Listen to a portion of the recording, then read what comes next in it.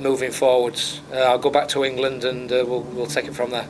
সাবজয়ী সাবিনা মারিয়াদেরকে তবে এবার অভিভাবকহীন করে দিয়ে চলে যাচ্ছেন পিটার বাটলার, যে ব্রিটিশ কোচের অধীনে বাংলাদেশ নারী ফুটবল দল নতুন উচ্চতায় পৌঁছেছিল। আজ 10 মার্চ সেই কোচের মুখ থেকেই এলো এক রহস্যময় বিদায়ের ইঙ্গিত। বাফুফে ভবনের অন্তর্মহলে কি তবে আবারও শুরু হয়েছে অস্থিরতা?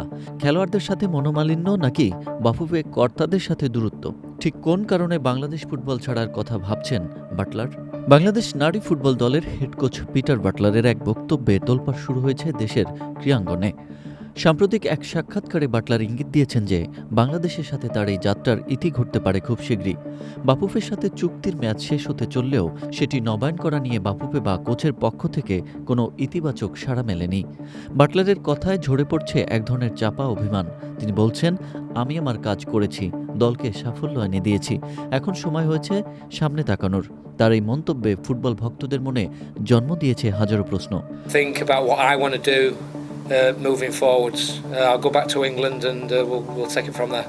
2024 সালের সাফ নারী চ্যাম্পিয়নশিপে বাংলাদেশের শিরোপা ধরে রাখার পেছনে পিটার বাটলারের কৌশল ছিল অনন্য, কিন্তু মাঠের সাফল্যের আড়ালে সবসময় এক ধরনের অস্থিরতা কাজ করছিল।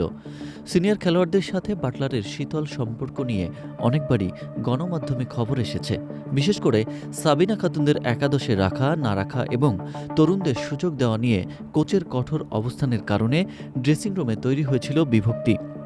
বিশ্লেষকদের মতে বাটলার চেয়েছিলেন সম্পূর্ণ নিজের মডেলে দল গড়তে, যা অনেক সিনিয়র ফুটবলার সহজে মেনে নিতে পারেননি। এই দীর্ঘমেয়াদী অভ্যন্তরীণ দ্বন্দ্বই কি তাকে বিদায়ের পথে ঠেলে দিচ্ছে?